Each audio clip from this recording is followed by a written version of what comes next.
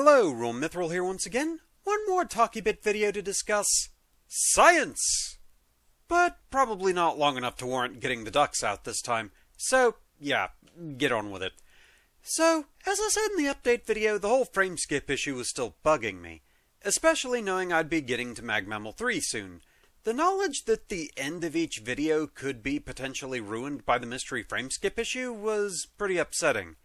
And so, science was conducted. And I think I might have at least a partial answer. I've covered this all over on my Twitter, but figured I should do so here as well. Okay, so my plan was to take an old video that would likely have Frameskip and try different things to see if I could get rid of it.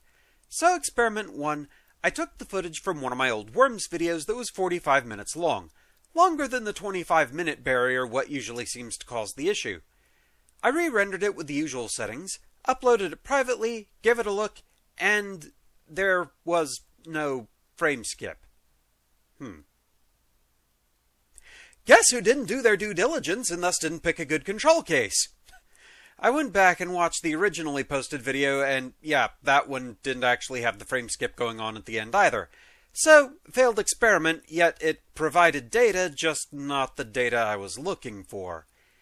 It seemed to confirm the issue was even less consistent than I originally thought, as the 25-minute or longer runtime was not a guarantee that it would happen. So, experiment 2. I made sure I had one that had the issue. I chose episode 37, Earth, Wind, and Fire Insurance. I used the original project file, original source media, and re-rendered the video with the original settings. As usual, the rendered video looked fine on my end. Uploaded it privately, checked it out, and bingo, the Frameskip was there as expected. So at least we have some degree of consistency. As much as we can, anyway. So, trial 2, I figured the easiest variable to eliminate would be the browser I'm using. So I tried uploading the same file with a different browser. Frameskip remained present, so at least that's one possibility gone. We're getting somewhere, maybe. So, next experiment. I remembered someone once suggesting I try messing with the bitrate, so I picked a setting that was double the bitrate I usually used. However, oh so observant Durgan that I am, I missed that it also changed something else. So I rendered the video with these new settings. I noticed it did increase the file size, not super dramatically, it was a difference of like 850 megabytes to 1.1 gigabytes, so not that huge of an issue. So I tried uploading this version, and no Frameskip. Interesting. At this point, I asked some friends to check out the videos for me to confirm things. Neo, Ultra, and VG Paul all had a look at them for me, so thanks to my fellow scientists on the matter. And indeed, they confirmed what I was seeing, so it was consistent for all viewers. The original and the re-render with the original settings both had Frameskip, and the new settings did not have it. But then VG Paul noticed something else that was different. The original settings had processed up to 720p 60 as the highest quality setting.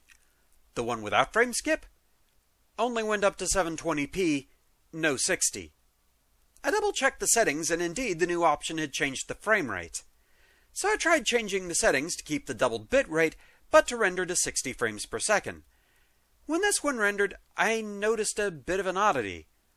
Both the 30 FPS video and the new 60 FPS one were the exact same file size, which, that doesn't feel like that should be right?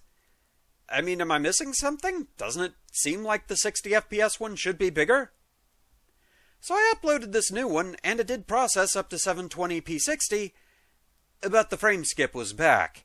So of all things, it seems to be tied to rendering a 60 FPS video having a chance of this issue, which is extra weird. Technology! So anyway, that's where we seem to be. At least, hopefully, that much remains constant. I.e., if I just render a 30 frames per second video, it should hopefully be safe. We'll experiment further with that while I do some practice solo work and such. If anyone has any suggestions of settings I could try to see if it gets 60 FPS and no Frameskip to shake hands and play nice, I'm willing to do further science.